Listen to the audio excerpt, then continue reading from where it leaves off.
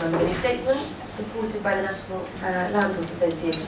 So we're asking a simple question with lots of answers today. Where would we be without UK landlords? And with me is a panel of distinguished guests. We have David Salisbury, Chief Executive of the National Landlords Association. Sorry, Chairman of the National Landlords Association. Jake Berry, MP, and also previously a housing lawyer. Correct. Yes. Martin Roberts, who I'm sure you all know from Homes and the Hammer. Nancy Kelly, Deputy Director of Policy and Research at the Joseph Rowntree Foundation, and Richard Makeway, the Mayor's Advisor on Housing, will be joining us shortly. So with no further ado, we'll kick off with Jake. Thank you. Really a great pleasure for me to be here today, and it's a really fascinating subject. Where would we be without UK landlords? And the answer, if we can summarise this whole meeting in the first speaker, is in real trouble. They are absolutely vital to the government's housing plans and supporting the economy. I'm just going to run through a couple of what I think are pertinent issues and then see where we go to. And I'd like to say a quick thank you to the New Statesman before I say anything else for remembering my dog, Lola. I am, yes, a standing food loader, if you've got the briefing pack. And no one ever puts that in, but they always mention I live with my wife, but they don't often get the dog. So the private rental sector is absolutely vital to the government's plans. When you look at the localism bill, we are giving to local authorities the ability to discharge their statutory homeless duty into the private rental sector.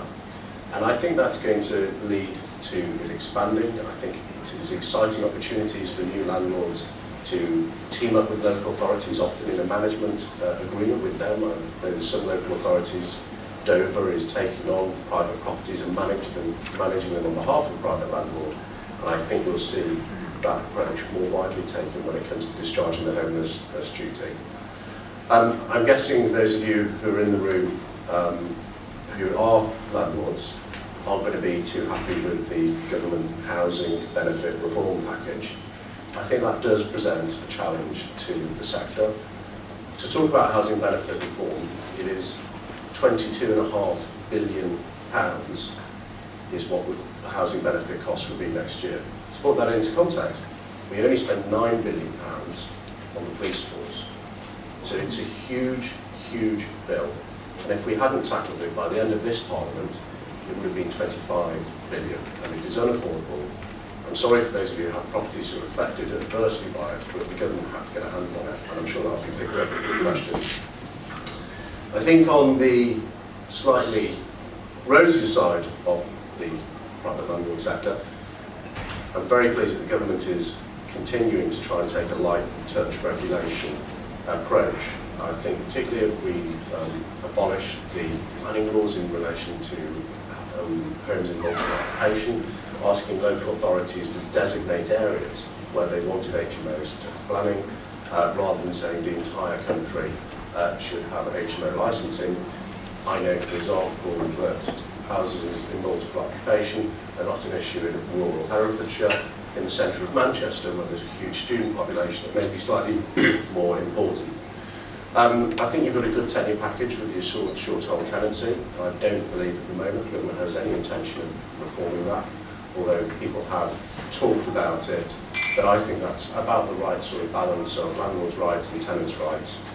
The government's also done some things recently in relation to stamp duty land tax, enabling more portfolio transactions to go ahead, which is effectively, rather than paying £1 million for one property and £1,000 for the other and paying stamp duty at £1 million rate, you have the opportunity now where you buy a portfolio to pay a minimum of 1% of the average cost for all the properties in the portfolio, and I think that will help landlords.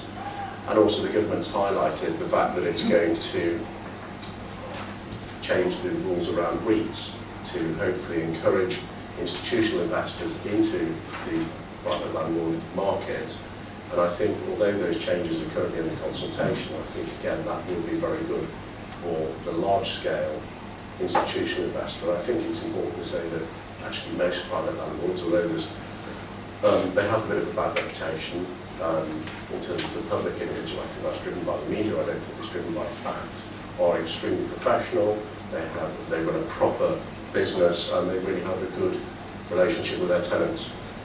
Just looking briefly at the future, I think the planning reforms which the Daily Telegraph isn't very happy about, but I think are quite good, will increase the supply of planning permissions for properties. That, I think, over the longer term, will give us house price stability. And when Grant Shapps said, just after winning the election, when he was appointed Housing Minister, I want house price stability and I want property prices to go slower than earnings, he was described by the Daily Mail as making the most extraordinary, because it's something like, is this the most extraordinary statement ever made by a housing minister? I think that's quite good. Properties going up 5 times earnings every 10 years is not good, but as private landlords it will mean that the capital gain element of your business will over time, in my view, fall away and it will be much more driven by the income stream. But I think that's quite a good business model to go on, and I actually think that people won't feel that private landlords are nipping out and buying all the property up as buy-to-let investors and pushing them out of the housing market. So I think that will be good. And I think in the longer term future, we'll just have to look about the relationship between housing associations, registered providers and the private landlord. I question whether in fact 10, 15, 20 years time, housing associations will be building properties. Will there be a developer or will there be a manager? My view is that there'll be a manager. I think the great advantage of that is social landlords have a fantastic branding package, they have a really close relationship with their tenant, and they're very, very good at managing properties. I've also said earlier about the ability to discharge the homelessness duty into the private rental sector when the local authorities will team up with private landlords. More and more over time I can see local authorities and housing associations working hand in glove with the private landlord sector. So I think the future of the sector is pretty bright. I think it's going to expand, and finally if we can sort the banks out, then everybody will be able to get back to business as usual.